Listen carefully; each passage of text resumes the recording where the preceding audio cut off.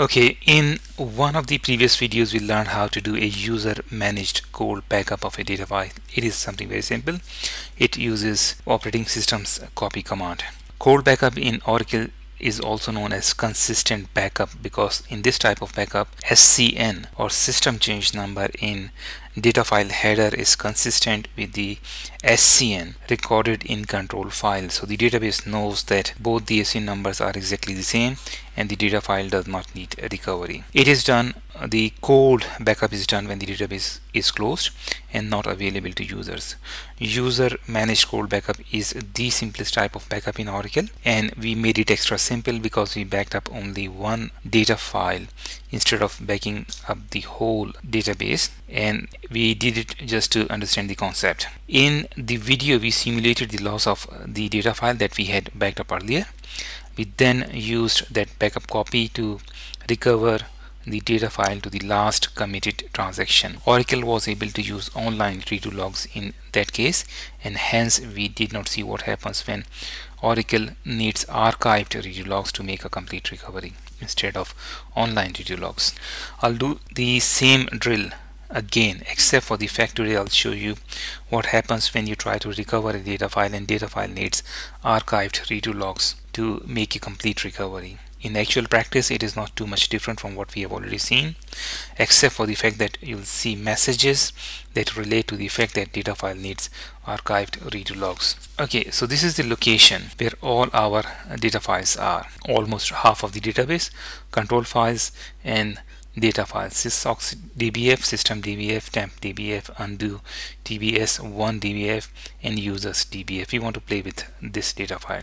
Notice today's date is 28th of December 2011, and I'll say date, and today's date is 28th of December 2011. I made a backup copy of this file. Instead I made a backup copy of whole of this folder into a directory which is located on C drive called BK. Notice we have copy of everything: control files and database files.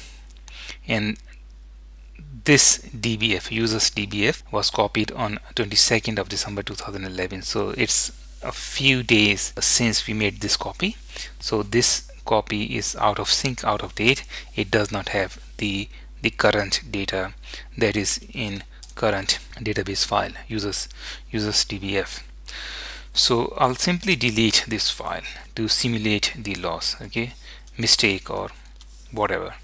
So we have lost this file.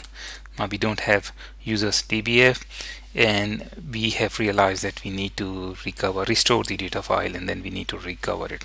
So what we'll simply do, we'll copy this file from our backup folder, users dbf, some copying this file from this folder into this location. Copy C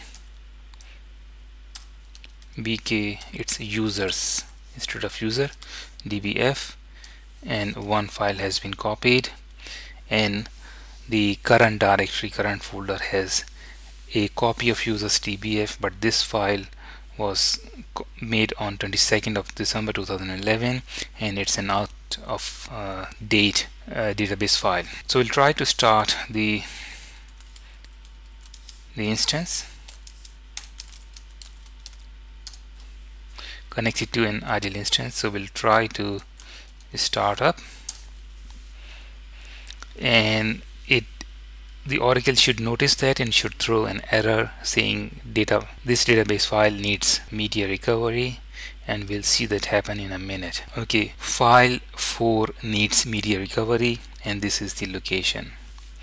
So we'll simply recover data file. This time we'll say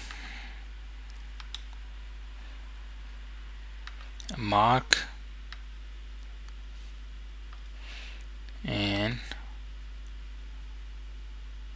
copy, and then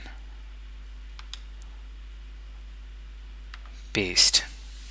I'll enter and notice the message.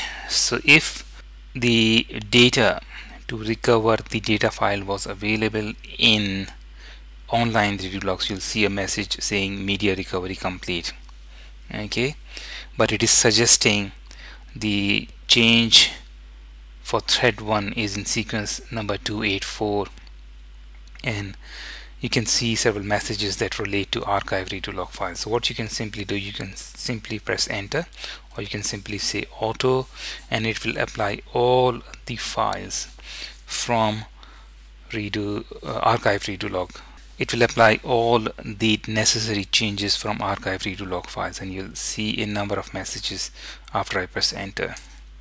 Okay, so it's applying a number of changes.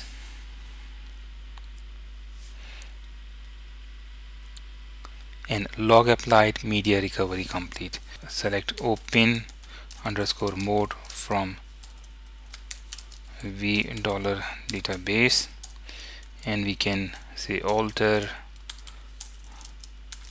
database open. So database is open.